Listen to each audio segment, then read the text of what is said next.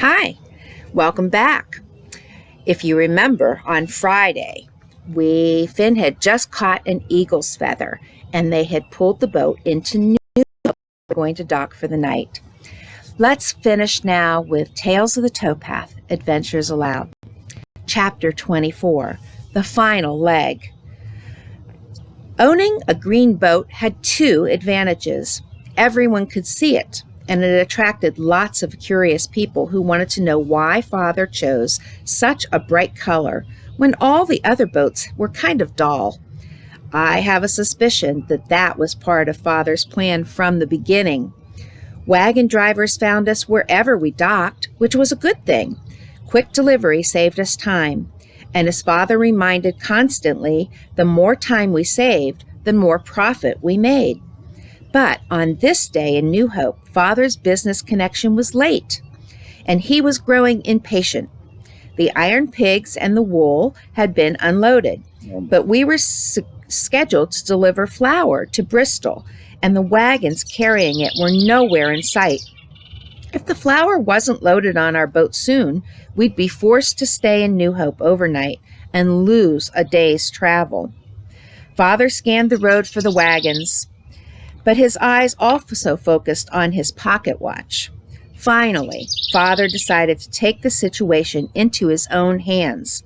"Colin, Finn, come here, please. I have an important job for you.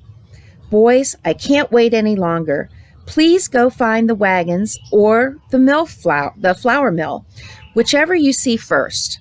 Ask the drivers to get here as quickly as possible." "Yes, Father," Colin said, "but how do we get there?" "You ride Rogan and Finn will take Conan," Father said. "The street in front of us is River Road. Follow it until you come to Philip's Mill." Neither of us offered any ifs, ands, or buts. A ride on the mules through a town? You bet! Father's plan would be followed to the letter. We unharnessed our friends and walked them toward the street. People in New Hope were not accustomed to seeing mules wearing straw hats and cowbells on River Road. We received a lot of stares and a few laughs. Colin and I didn't care. Conan and Rogan were bigger than any horse on the street. It made us feel kind of important being a head taller than everyone. And here is an illustration of Colin and his brother riding their mules through the streets of New Hope.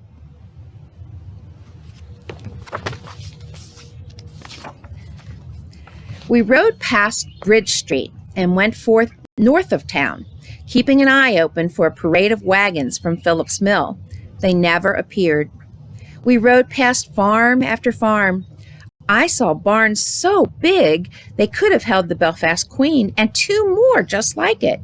We stopped at a spot where there was a clean line of sight, but we still couldn't see the wagons. The river was broad and quiet. "Look at that covered bridge, Finn," Colin said, pointing back toward New Hope. "I never saw a bridge that long. Do you see the town on the other side?" "I do, Colin, but let's not dawdle. We better keep riding and find Philip's Mill. Father is waiting for us." Luckily, Philip's Mill was right around the next bend in the road. Even luckier was that 7 big wagons had just pulled away from the mill and were heading toward us. "Hello, sir," Colin yelled to the first driver. "Our name is Gorman. Are you taking your load of flour to the Belfast Queen?" "Why, yes, boy, we are," the man said. "We were told to look for a green boat. Is it true your boat is green?" "Yes, sir, it's true," Colin replied, turning to me with a big grin. "We'll lead you to it." We rode back to New Hope and were passing the Indian statue at the Logan Inn when Father spotted us. He broke into a smile and waved to get the attention of the lead wagon driver, but that wasn't necessary. "Boy, there's your pa's boat," the driver shouted to me. "It's really green. Doggone, I guess the story is true." The 7 wagons picked their way through the busy street and stopped in front of the boat basin. With so much help, the sacks of flour were loaded in a little less than 2 hours. Father was pleased, but still looked at his pocket watch more than usual. "Let's be going," he shouted when the last sack was loaded. "I'd like to get to Bristol before dark." The Delaware River was very fast and dropped in elevation quickly at the southern end of New Hope. That meant that the canal had to drop in elevation quickly, too. There were 4 locks built along a stretch of towpath that was less than half a mile long. Boats dropped nearly 30 feet after locking through all of them. Boat captains who wanted to cross the Delaware River to New Jersey could do that at New Hope. They exited the Delaware Canal through an outlet lock and were pulled across the river by a wire cable to Lambertville, where they entered the Delaware and Raritan Canal. From there, they could travel to Trenton, New Jersey's capital, or even up to New York. Now, the list of canals I knew was up to 4. South of New Hope, the Delaware River flattened into long, quiet pools.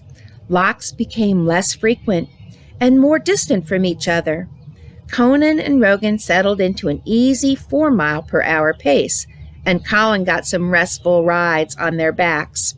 I propped myself up against the water barrel and enjoyed the pleasant autumn scenery. People who lived along the canal had set up tables with fresh fruits and vegetables, hoping to sell some to passing boats. With 15 pennies from Father in my pocket, I vaulted to the towpath and bought a fresh chicken, 3 large potatoes, 6 carrots, and a loaf of freshly baked bread. The farmer's wife gave me some butter I couldn't afford to buy. Since this was the final leg of our journey down the Delaware Canal, I thought I'd prepare a special meal to celebrate. Many buildings in Bucks County were very old. I saw a stone tower high atop a hill that looked like it was ready to crumble. It must have provided a great view of the entire river valley. Father heard that General Washington had soldiers climb up there to spy on British troops during the War for Independence. He thought we were close to the spot where General Washington crossed the Delaware River on Christmas Eve in 1775. I remember reading about that in my history book at school. The hours went by quickly. We passed a long rapids in the river at Yardley and dropped through 3 locks in less than 2 miles. Then we had a straight tow through land that became flatter and flatter as we traveled farther south. The sun dipped and cast long shadows across the river. I looked at the still water and saw thousands of dimples on the surface that looked like raindrops. But it wasn't raining. I picked up Father's spyglass to get a closer look and saw a group of tiny silver fish break the water and leap into the air. Right behind them was a large fish with its mouth open. The closer I looked, the more dimples I saw. The river was full of little fish, which I later learned were baby shad heading for the great Atlantic Ocean. The big fish was having a grand time catching an easy meal. We passed a little town called Morrisville and turned away from the river as we had at Upper Black Eddy. The canal went through wide, flat marshland that smelled faintly of salt. The marshes were filled with long-legged white birds and thousands of squawking ducks and geese. It looked like the marsh water had been higher at one time, but now it was so low that it didn't even cover the roots of all the marsh plants. "Colin," Father shouted, "we'll be in Bristol soon. Listen for my directions when we get there." And here is an illustration of the marshland that they were going through. That certainly looks different than anything else they've seen on the canal, doesn't it? We dropped through Lock 4 at Tullytown and entered Bristol less than 30 minutes later. The Delaware River had returned. It must have been a half-mile wide and was full of all kinds of boats. There were ocean ships with tall, straight masts and white sails, and other boats with smokestacks and silly-looking paddle wheels. I saw canal boats tied together into large rafts that were being pulled downstream by steam-powered tugs. 100 more canal boats were moored in a basin along the river's edge. Warehouses filled with flour, corn, oats, and rye lined the river shoreline. I saw great coal yards and lumber piled 20 feet high. There were stacks of iron pigs and iron rails and slabs of granite. There were enough materials at Bristol to build a country. "Father," I said, "is this the end of our trip?" "Just for today, Finn," he smiled. "We'll unload the flour tomorrow. Right now, let's find a mooring spot for the night. Then we can have that special supper you promised." The chicken was tender and the potatoes baked to perfection. I surprised everybody with an apple pie and brewed Father an especially good pot of coffee. It would be an hour until darkness, and I had an itch to explore. "Father, may I walk to the marsh?" I asked. "I won't stay long. Colin, would you like to come along?" "Thanks, Finn, but my shoes need a rubbing with linseed oil. I'll see you when you get back." "Be careful, Finn," Father said as I walked off the boat, "and don't get lost. I don't know how I'd replace you." The marsh water had gotten deeper since the afternoon. The quacking of the ducks and the geese was so loud I could barely hear myself think. I picked my way along the shoreline, watching the long-legged white birds stab fish with their slender tapered beaks. When they caught one, they'd throw back their heads, open their mouths, and gulp down the whole fish. I wondered how the prickly fins didn't get caught in the birds' throats. Then I noticed a strange creature in the water. It was a little bigger than my hand, with an oval body colored greenish-blue. It had 3 short legs on each side of its body and 2 more legs in the front. The front legs ended in big, toothy pincers. I had seen pincers on crayfish in Saucon Creek, but they were nothing compared to these. I thought for a moment. Then it dawned on me that I had seen a drawing of this critter in the Moby Dick book that Colin borrowed from Mr. Nimsh. It was a blue crab. I thought I'd try to catch it.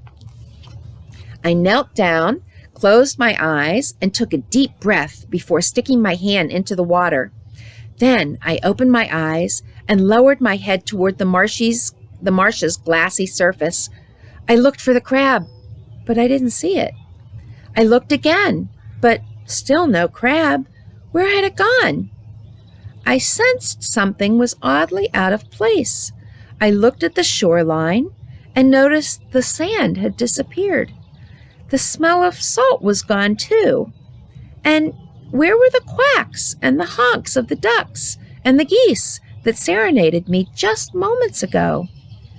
Suddenly, a loud whistle pierced the silence.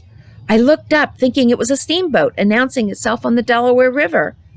But my eyes couldn't locate a steamboat or even the broad Delaware. Then the whistle blasted a second time. I looked into the distance and saw a cloud of steam and a sleek black locomotive pulling a string of railroad cars filled with coal. It was traveling along the bank of a strangely familiar river, not the Delaware, but another river I knew from somewhere before.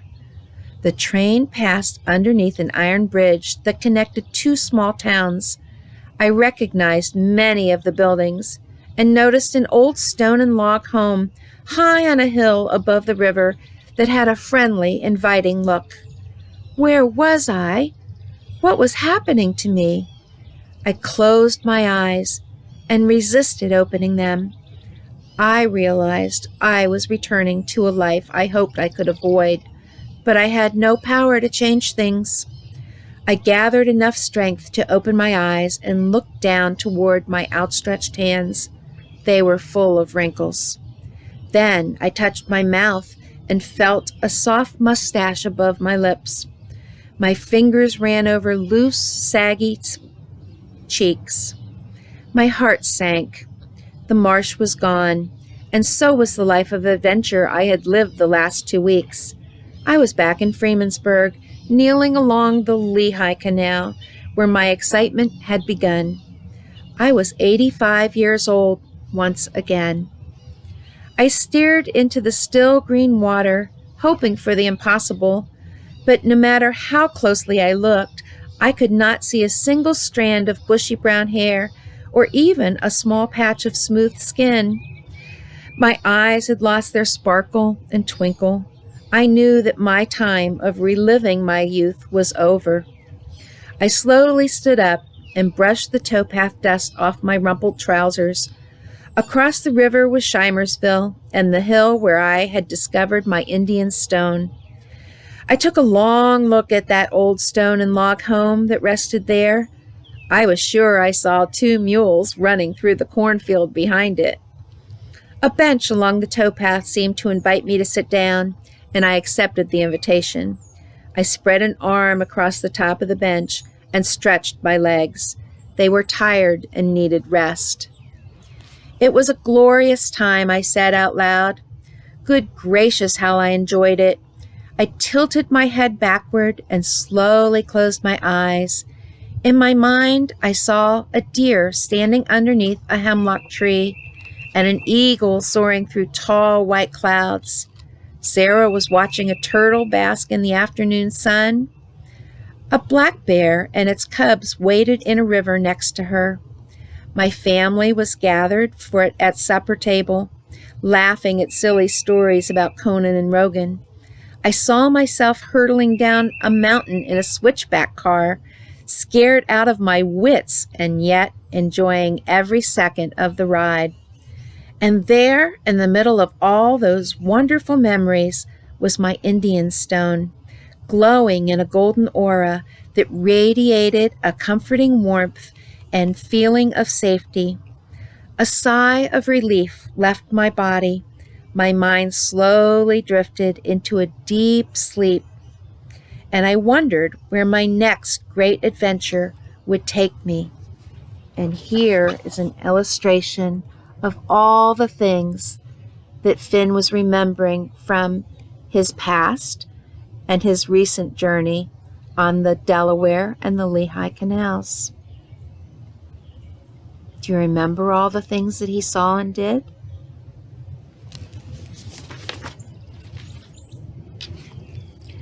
And that is the end of our story, Tales of the Towpath. Thank you for joining us. We invite you to please come back and join us again on Friday, where we'll tell you a little bit about the author and the illustrator of this book and how you can get a copy if you'd like. We'll also be telling you about our next adventures in Adventures Aloud. Take care. See you soon.